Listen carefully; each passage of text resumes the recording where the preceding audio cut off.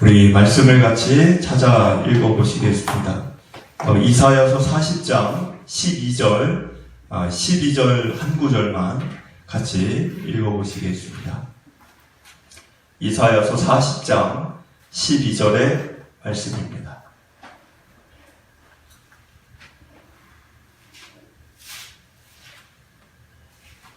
우리 함께 같이 읽어보시겠습니다.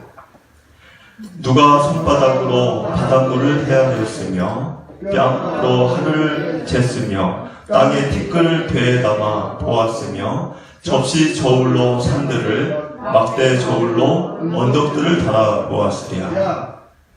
아멘. 여러분들에게 남은 5월 기간 동안 하루하루 하나님의 크신 기쁨과 또 하나님의 위로와 역사하심이 있게 되시기를 축복을 드립니다. 우리가 인생 신앙의 길을 걸어가면서 끊임없이 반복적으로 또 생이 다하는 그 순간까지 우리가 하게 되는 일이 하나 있는데, 그것은 하나님이 우리에게 원하시는 일이기도 합니다. 요구하시는 일이기도 합니다. 그것이 뭐냐면 날마다 하나님을 배워가는, 알아가는 일입니다.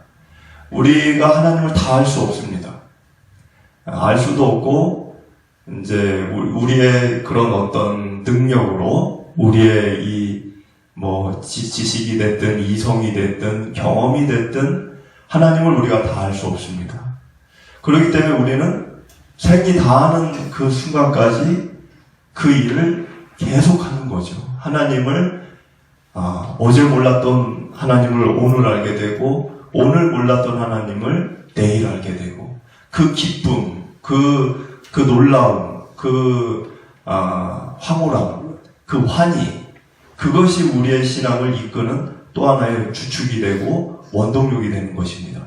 근데 하나님을 알아가지 못하는 삶을 살면 그저 하나님은 책 속에 있는 전설 같은, 동화 같은, 그냥 글귀에만 있는 그런 하나님으로 나에게는 그냥 머물러 있는 것입니다.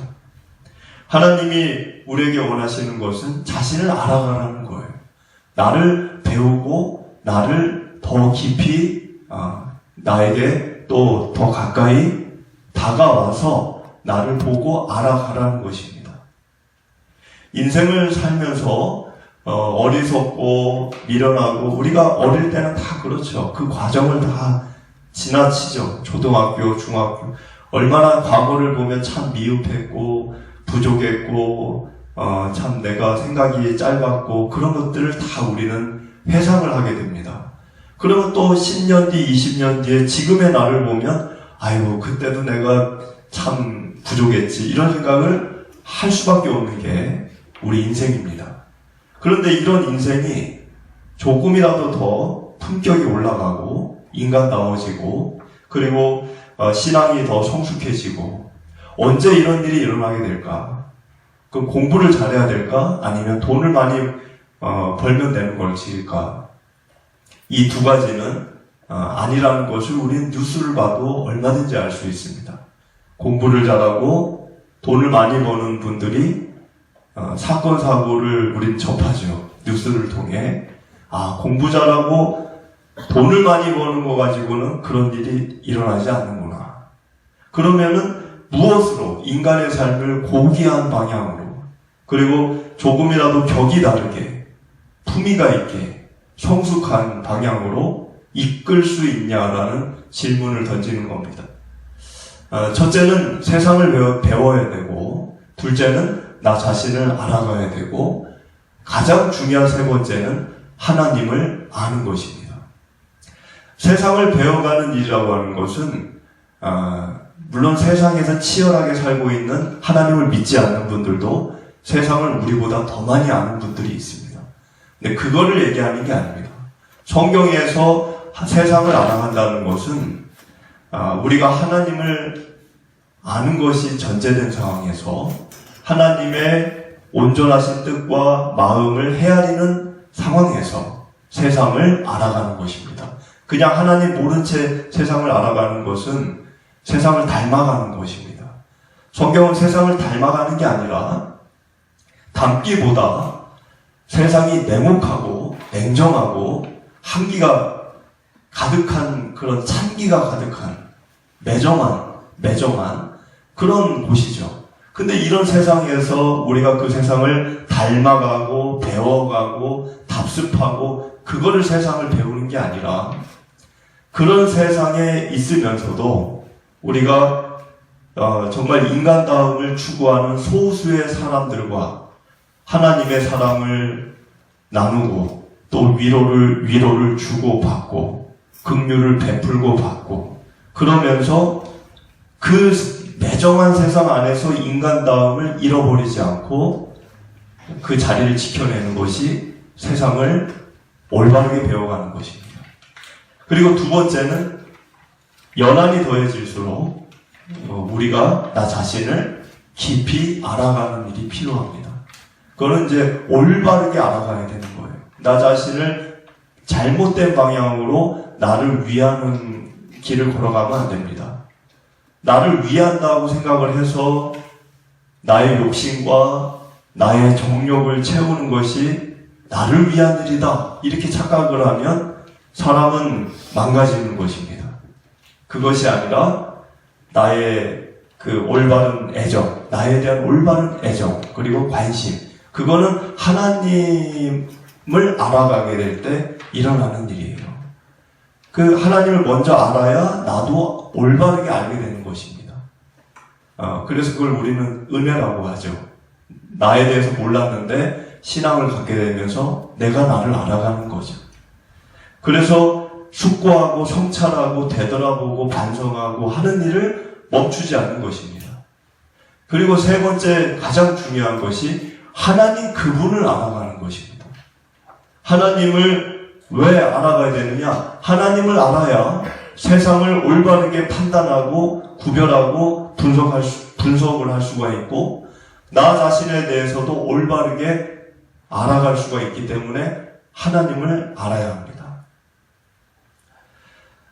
그런데 이 모든 것을 하나님은 우리에게 바라고 원하시는데 그런데 사실 이런 것들은 우리의 노력이나 그러니까 하나님을 우리가 알고 싶다. 하나님을 알고 싶다. 이것은 우리의 노력이나 연구로 되어지는 일이 아닙니다. 하나님이 먼저 우리에게 다가와 주셨기 때문에 우리가 하나님을 아는 거지. 우리가 먼저 하나님을 알기 위해 공부를 하고 노력을 하고 연구를 해서 아는 게 아니라는 거예요. 하나님이 우리에게 친히 먼저 다가와 주셨기 때문에 내가 하나님을 알게 됐다는 거죠. 그래서 우리는 이것을 은혜라고 이제 얘기를 하는 것입니다. 사람들은 죄로 인해서 하나님에 대한 모든 그 인식 기능이 다 끊어졌습니다. 다 끊어져서 하나님을 느낄 수도 없고 알 수도 없고 또 하나님을 경험할 수도 없고 그런 모든 것들이 다 사라져 버렸어요. 그런데 하나님이 그런 그런 인간들을 보면서 내버려 두셔도 되는데 하나님과 우리의 관계는 부모와 자식 간의 관계입니다. 부모와 자식의 관계이기 때문에 마치 부모 입장에서 자녀가 어떤 큰 사고를 겪어서 더 이상 부모를 알아보지 못하는, 부모를 인식하지 못하는 그런 상태가 된 자녀를 바라보는 심정이셨습니다. 그러니까 하나님의 마음이 아프신 거죠. 그래서 먼저 자신을 알게 하기 위해 자신에 대한 모든 인지력과 모든 그 느낌, 감각을 잃어버린 우리에게 그것을 다시 우리에게 그것을 회복시켜 주시기 위해 친히 자기 자신이 우리에게 가까이 오신 겁니다. 우리가 간 게 아니고 하나님이 오신 거죠. 그래서 예수님도 2000년 전에 이 땅에 오신 거고 그리고 성경 말씀이라는 것도 우리에게 남겨주신 것이고 그리고 성령님도 우리 안에 내주하게 해주신 것입니다. 이 모든 것은 하나님이 우리에게 먼저 다가오신 일들이에요. 우리가 여기에 한 일이 없어요. 우리가 바라보는 이 자연도 마찬가지입니다. 이 자연이라는 것도 정직한 마음으로 자연을 바라보면 하나님을 느끼게 되어 있고 하나님을 알게 되어져 있습니다. 로마서 1장 20절을 보면 창세로부터 그의 보이지 아니하는 것들 곧 그의 영원하신 능력, 신성이 그가 만드신 만물에 분명히 보여 알려졌나니 그러므로 그들이, 그러니까 사람들이 핑계하지 못할지니라. 이미 자연 안에 이 창세로부터 하나님은 이 모든 우주 만물 속에 하나님을 알만한 것들을 다 담아 놓으셨다는 겁니다. 그런데 사람들은 그런 하나님을 자꾸 부인하고 거부하고 인정하지 않고 멀리 거리를 두는 거죠. 이 역대하 28장 9절을 보면은 여기 화면에는 없지만 솔로몬에게 이런 말을 해줍니다. 솔로몬에게 어떤 말을 했냐면 내 아들 솔로몬아 너는 내 아버지의 하나님을 알고, 그러니까 하나님을 먼저 알으라는 거예요. 하나님을 알고 온전한 마음과 기쁜 뜻으로 섬길지어다. 그러니까 이제 이 유언 같은 말이지만 하나님을 알고 그리고 온전한 마음과 기쁜 뜻으로 그 하나님을 섬기라는 말을 해줬다는 거예요. 이것이 우리 인간에게 모두 필요한 말입니다. 우리는 하나님을 알아가야 되고 머리로만 아는 게 아니라 기쁜 뜻과 또 온전한 마음으로 그분을 향해 나가야 되는 것입니다. 그런데 많은 사람들이 하나님을 알지만 하나님을 아는 것들이 곳곳에 자연에도 있고 성경책에도 있고 교회들도 믿는 이들이 이야기하니까 아는데 하나님을 들어는 봤는데 어떻게 하죠? 로마서 1장 21절을 보니까 하나님을 알 때 하나님을 영화롭게도 아니하고 감사하지도 아니하고 오히려 그 생각이 허망하여져서 그 마음이 어두워져서 미련하게 되어졌다. 이것이 로마서가 얘기하는 인간의 현재의 모습입니다. 하나님을 들어봤어요. 하나님을 또 이야기를 전해 들었습니다. 그러나 하나님을 알 때 영화롭게도 아니하고 감사하지도 아니하고 그리고 생각은 허망해져서 마음이 미련해지고 우둔해졌다. 이것이 로마서가 얘기하는 인간들의 현재 상태라는 거예요. 그런 사람들을 보면서 오늘 이사야는 그런 사람들, 그런 남유다 사람들, 그런 사람들을 보면서 하나님을 다시금 알려주기를 원했다는 거예요. 하나님을 너희들 잊고 있었는데 하나님에 대한 생각이 다 끊어졌는데 하나님이 어떤 분인지 다시금 내가 너희들에게 알려주겠다. 물론 이것은 이사야 혼자의 생각이 아니라 하나님이 이사야에게 건네준 메시지를 전한 것 뿐이죠. 그게 이제 12절의 이야기입니다. 12절을 보면 저와 여러분들이 읽으셨지만 손바닥으로 바닷물을 헤아릴 사람이 누가 있습니까? 뺨으로 하늘을 잴 사람이 누가 있습니까? 땅의 티끌을 배에 담을 수 있습니까? 이 이야기는 뭘까요? 왜 이런 이야기를 할까요? 하나님을 알려주려고 얘기하는 상황 속에서 하나님을 알려주고자 하는 상황 속에서 이 이야기를 꺼냈다는 겁니다.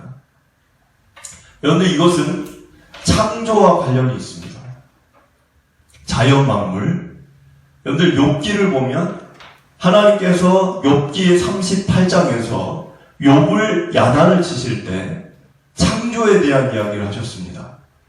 그게 좀 아이러니하죠. 하나님이 욥을 야단칠 것 같으면 너 왜 그렇게 불평하냐? 너 왜 나를 끝까지 그렇게 믿지 못하느냐? 이렇게 야단치면 되는데 욥에게 야단을 치실 때 그런 얘기를 하지 않고 창조 얘기를 했다는 거예요. 욥기 38장에. 그 창조 얘기를 가만히 읽어보면 이런 글자가 있습니다. 이런 질문을 하십니다. 욥에게. 내가 땅에 기초를 놓을 때 너 어디 있었느냐? 너 그 주초를 어디다 내가 두었는지 너 아느냐? 말이 메뚜기처럼 뛰어다니는데 그 말에게 힘을 준 자가 누구냐? 너냐? 그리고 파도가 흉흉하여 육지를 범람하려고 할 때 바다와 육지의 경계선을 정한 자가 누군 줄 아느냐? 이런 질문을 수도 없이 던져. 이거는 창조와 관련이 있는 거예요. 하나님이 창조 질서를 그렇게 정해놨습니다.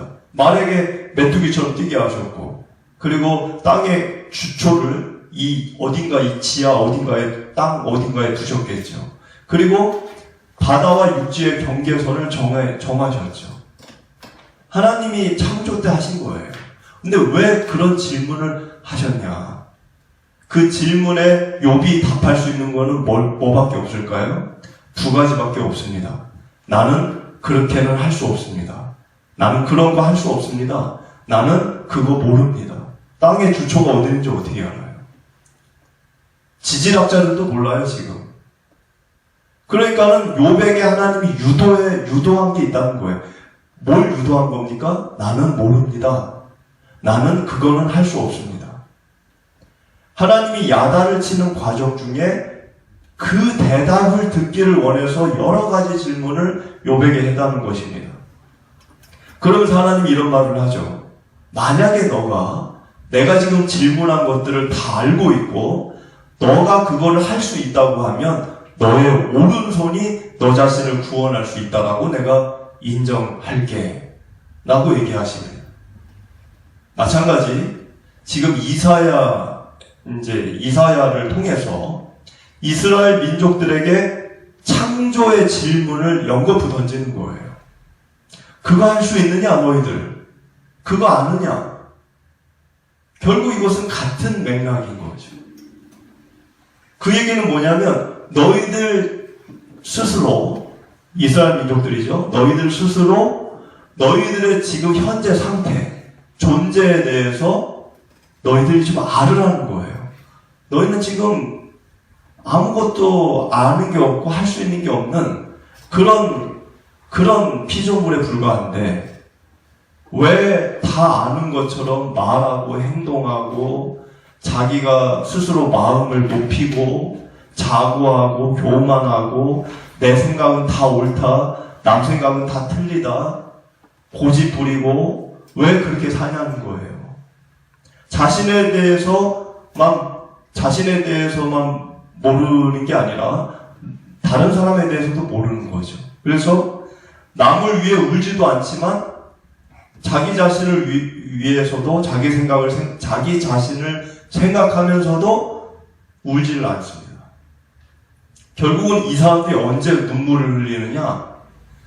문제가 골마 터져서 더 이상의 회복이 어려워질 때, 큰 어려움을 겪게 될 때 고통스러워서 눈물을 흘리게 되지 애통해서 눈물을 흘리지 않습니다. 그런데 애통해서 눈물을 흘리는 것과 고통스러워서 눈물을 흘리는 것은 다른 거예요.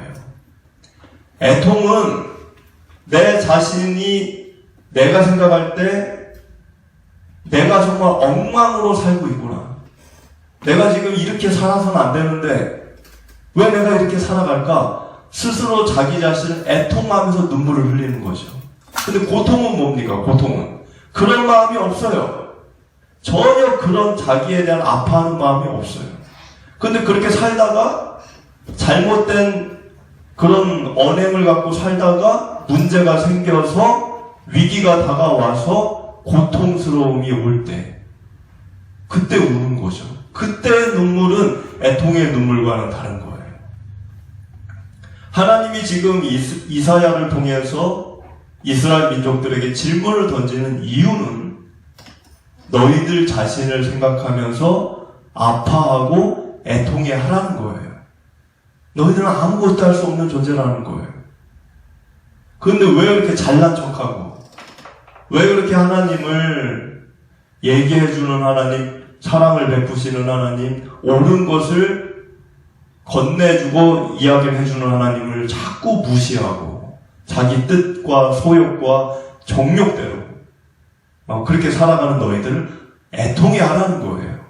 근데 그렇게 안 하니까 결국에는 어떻게 됐다는 거예요? 바벨론에 의해서 나라가 망하고 모든 유다의 성읍들은 폐허가 되고 고통 속에서 노예 생활을 하게 되면서 눈물을 흘리게 됐다는 거예요.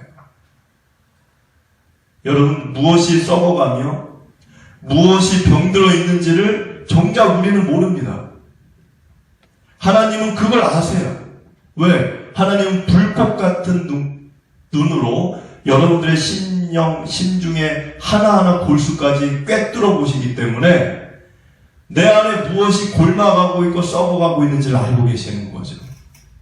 그거를 성령님을 통해 여러분들에게 말씀하실 때도 있고 또는 말씀을 통해 듣게 할 때도 있고 우연치 않은 여러 가지 일들을 겪으면서 그 생각을 여러분들에게 갖게 하실 때가 있습니다. 하나님이 왜 그런 일을 하실까요? 애통해 하라는 거예요. 제발 애통해 하라는 거예요. 안 그러면 고통이 온다는 겁니다. 13절을 보면 누가 여호와의 영을 지도하였으며 그의 모사가 되어 그를 가르쳤으랴.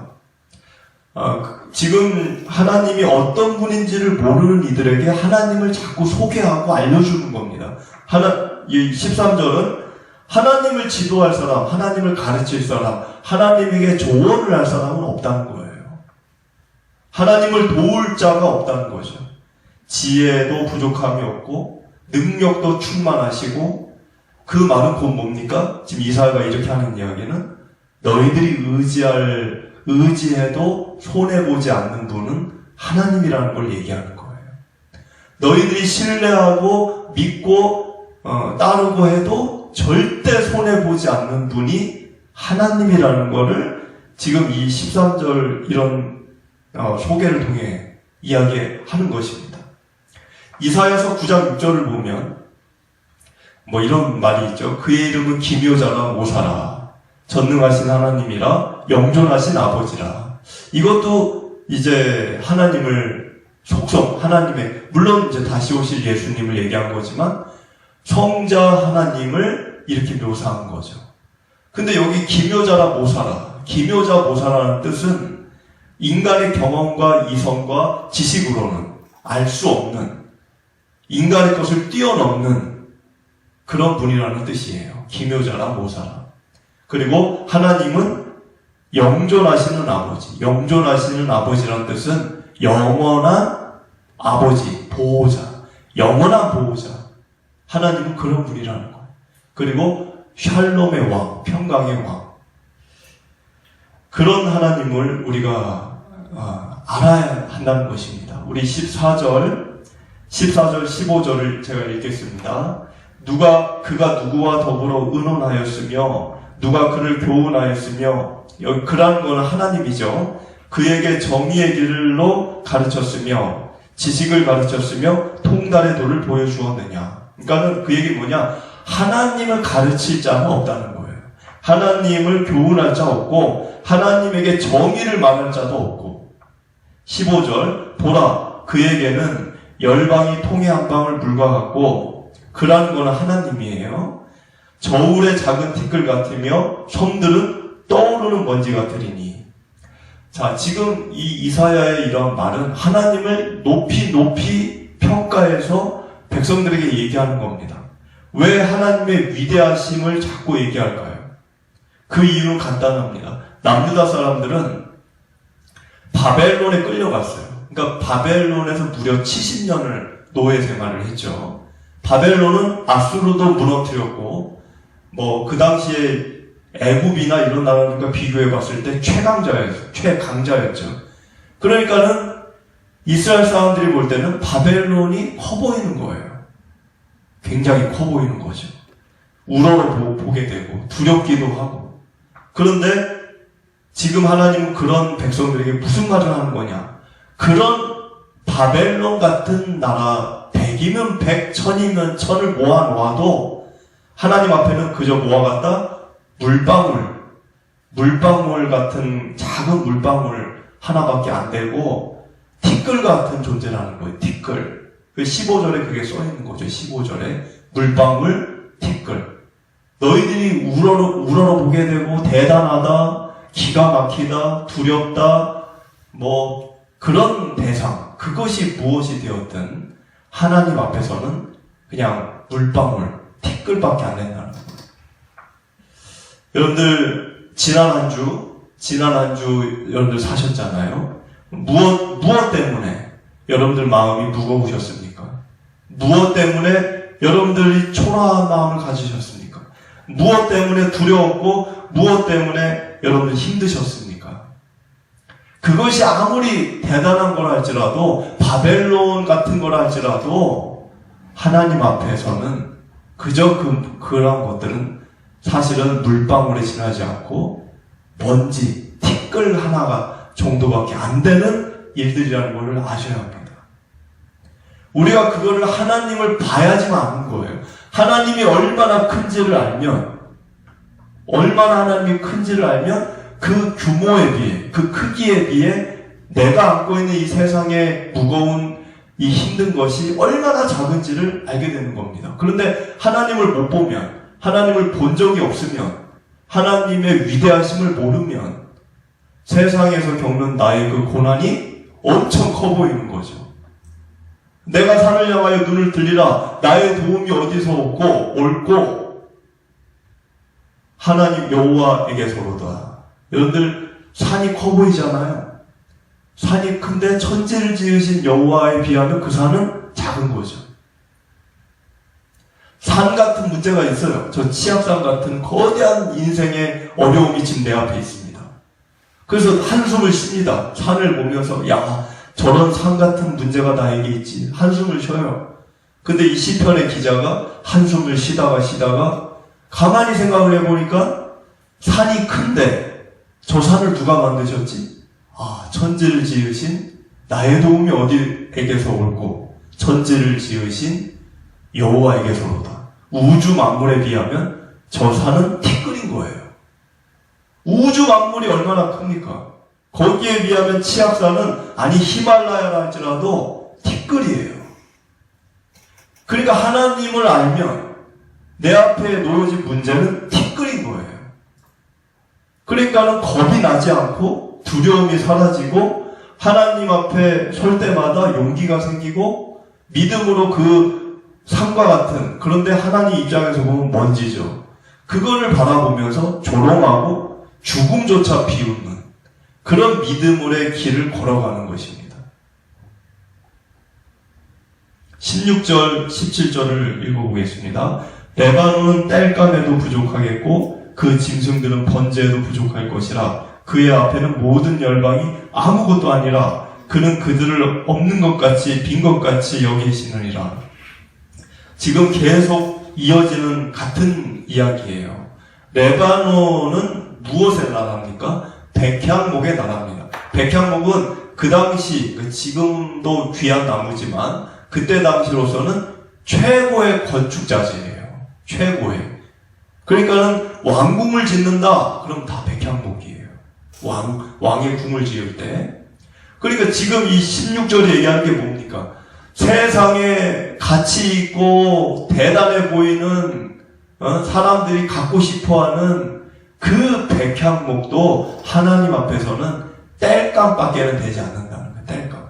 건축자재는커녕 그냥 불쏘시개, 그러니까 땔감, 버려지는 나무.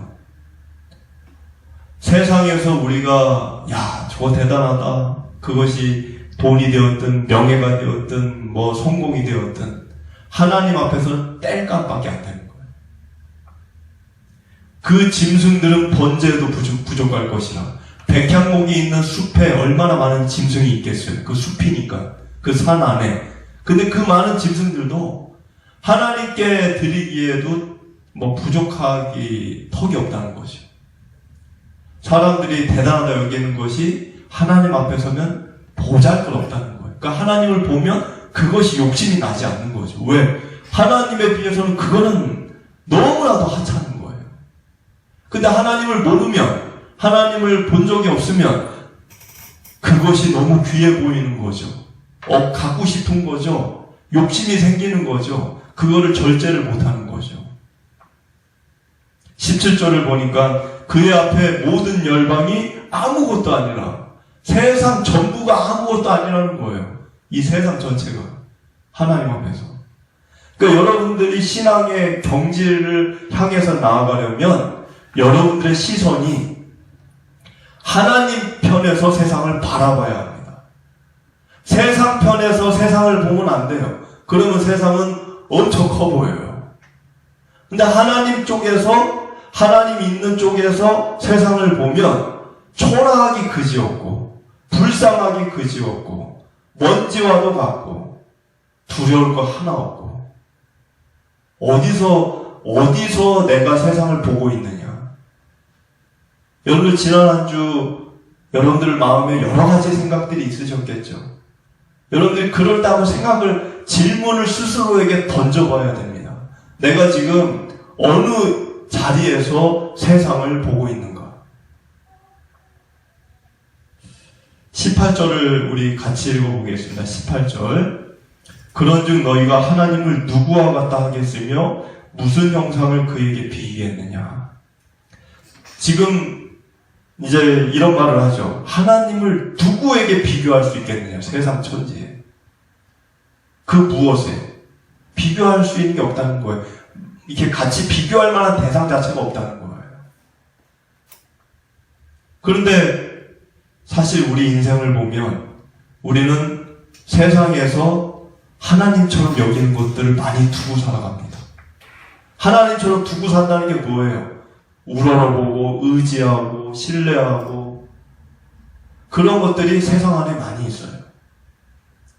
하나님은 그런 사람들에게 내가 누구인지 아느냐? 내가 정말 누군지 아느냐 너희들? 알아요. 하나님이 누군지 압니다. 이렇게 얘기하면 알면서 삶은 왜 그렇게 사느냐? 너 나를 안다면서 지금 그렇게 지낼 수 있느냐? 그걸 또 묻는 거예요. 하나님이 누구이신지를 아는 것은 나의 삶과 연관이 있습니다. 그러니까 하나님을 안다 그러면 삶이 그렇게 살 수 없는 거예요. 단순히 머리로 하나님은 창조주 이거를 아는 게 아니라 아까 제가 솔로몬 얘기했죠. 온전한 마음과 기쁜 뜻으로 그를 섬길지어다. 그게 아는 거예요. 그게. 그 알미 이루어지면 그러면 우리 삶이 지금처럼 살 수가 없게 되는 것입니다. 그래서 예수님도 제자들에게 이런 말씀을 하셨죠. 이르시되 너희는 나를 누구라 하느냐? 너희들은 나를 누구로, 너희들 삶 속에서 나를 누구로 보고 있느냐? 이 질문은 저와 여러분에게도 예수님이 하시는 질문이에요. 너는 지난 한 주 동안 살았는데 그 지난 월요일부터 금요일까지 살면서 그 삶 속에서 나를 누구로 너는 대했느냐? 여겼느냐? 라는 질문을 예수님도 하시는 거죠. 하나님을 알고 예수님을 알면 삶이 지금처럼은 사라질 수 없는 거예요. 예수님의 12제자들의 삶이 달라졌습니까? 안 달라졌습니까? 예수님이 하나님의 아들이시며 그리스도인 것을 알게 되는 순간 뒤바뀌는 거예요, 삶은.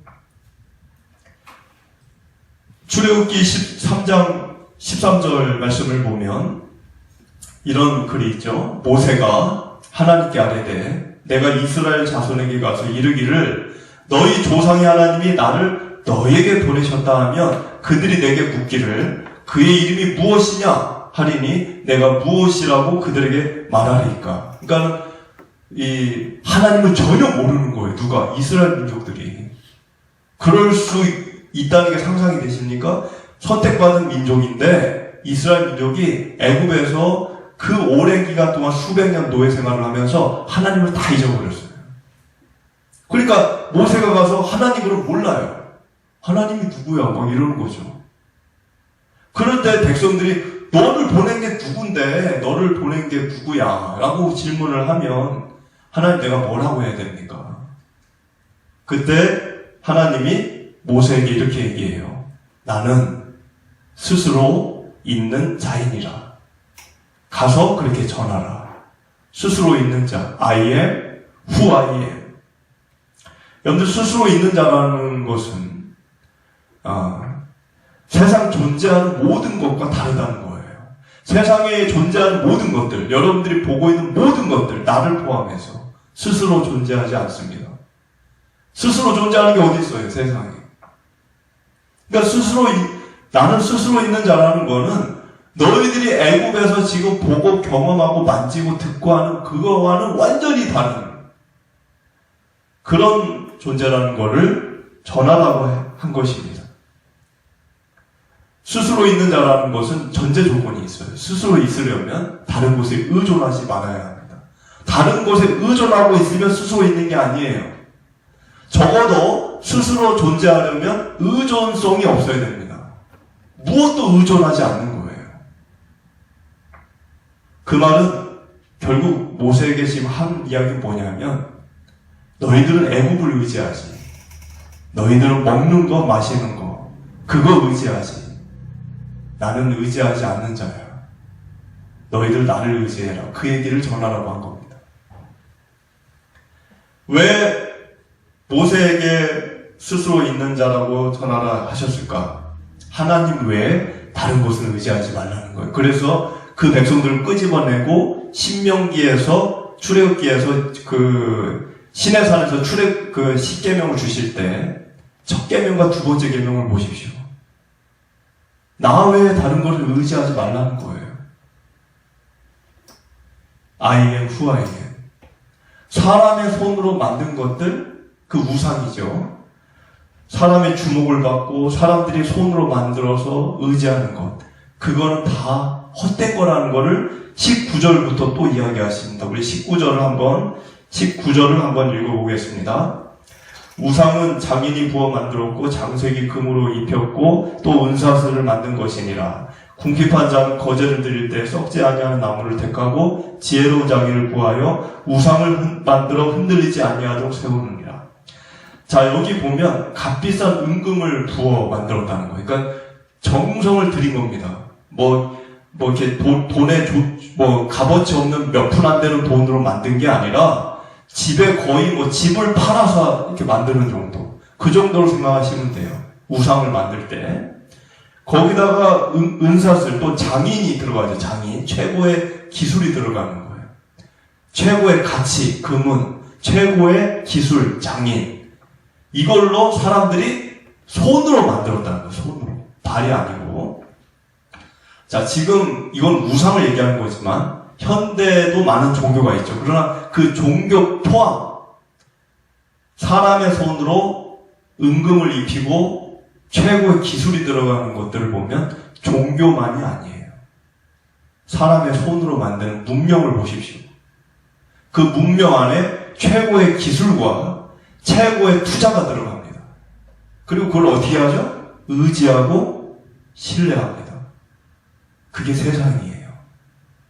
우상이라고 하는 것이 결코 무슨 부처 상만을 얘기하는 게 아닙니다. 내가 모든 거를 혼혈을 기울여서 내 손으로 만들어서 그거를 의지하면 그게 우상이에요.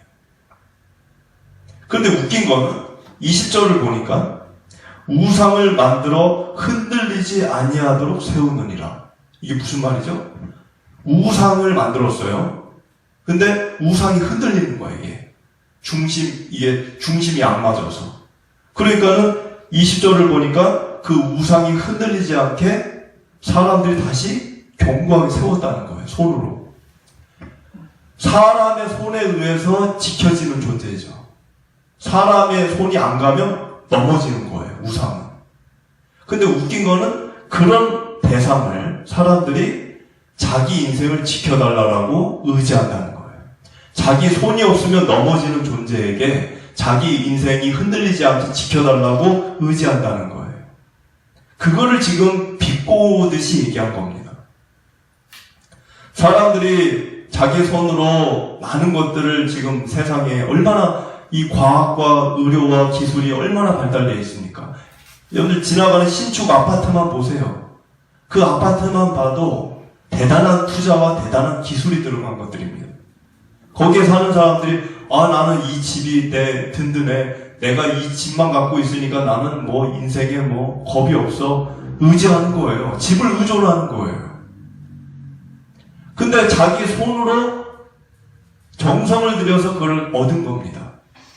자기 손이 아니면 그건 지켜지지 않아요. 그런 것에 내 인생을 의뢰하는 거예요. 얼마나 허무합니까? 적어도 내가 믿고 의지하고 나를 맡길 대상이 되려면 내 손이 안 가도 존재할 수 있는 대상이 돼야죠. 내가 지켜주지 않아도 지켜질 수 있는 대상이 되어야 나를 맡길 수 있는 거죠. 도리어 내가 붙잡아줘야 넘어지지 않는 존재에게 나를 맡긴다? 이거는 코미디죠. 그래서 그런 사람들에게 하나님이 I am who I am을 전하라 한 겁니다. 나는 너희들 도움 하나 필요 없다는 거예요. 여러분들 적어도 창조와 같은 우리 손에 만들어지지 않았고 또 우리가 창조를 할 수도 없고 우리 힘에 지켜질 수도 없는 대상은 되어야 적어도 그럴 정도는 되는 대상이 되어야 우리가 의지하고 신뢰할 존재가 되는 것입니다. 하나님이 왜 창조 얘기를 요백에도 하셨고 지금 오늘 말씀에 이사야를 통해 또 하실까요? 너희들이 지금 의지하는 것이 틀렸다는 거예요. 그리고 너희들의 존재에 대해서 모르고 있다는 거예요. 여러분은 하나님을 어떻게 여기십니까? 그 점을 깊이 생각하게 되시는 오늘 하루가 되시기를 축복을 드립니다.